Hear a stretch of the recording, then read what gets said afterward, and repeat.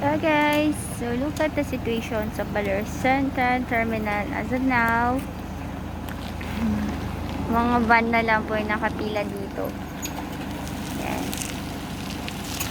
So ganito po yung situation ng Baler Central Terminal here. Unlike before, sadya talaga napakaraming mga passengers, mga turista. But then, look, the chairs is fully, talagang walang nakaupo. Unlike noon. Ayan. Tapos dyan po sa side na to, ito naman po yung Baler Complex dyan sa may side. Pero may mga van pa rin din naman po nakapila. Iba, pupunta po sila ng Kasiguran. Just like here, ito po, pupunta din po ito ng Kasiguran. Tapos, mayroon din po silang bus, yung sinasabi yung postal. Ayun po, dun sa may area po na yun.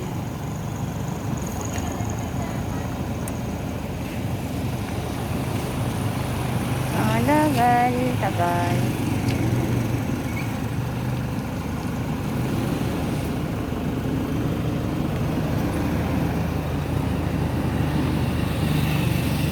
Ay, ang Baler Terminal. Manila. Ayan, sa kuya ko.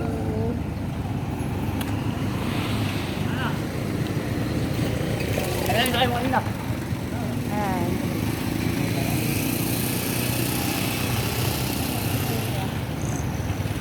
Ayan, ito na po yung ginagamit nilang bus ngayon. Simple mini bus.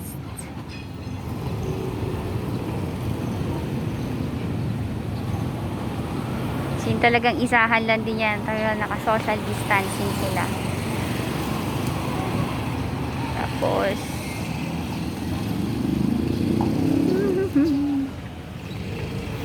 yeah.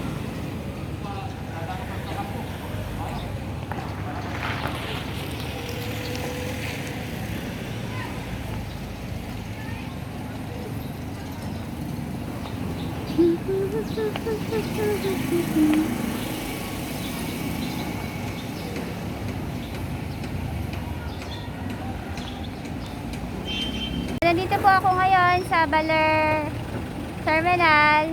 Napansin po ninyo, ito po mga sasakyan na ito ay papunta po ito ng Kasiguran. So, according po dun sa nakausap po kanina, si Kuya Driver, dapat po sa isang van, ang kailangan pong isakay is 7 persons lang. Tapos bago sila umalis, kailangan po nilang dumaan muna sa MBRMO to get a travel pass ng mga passengers po nila.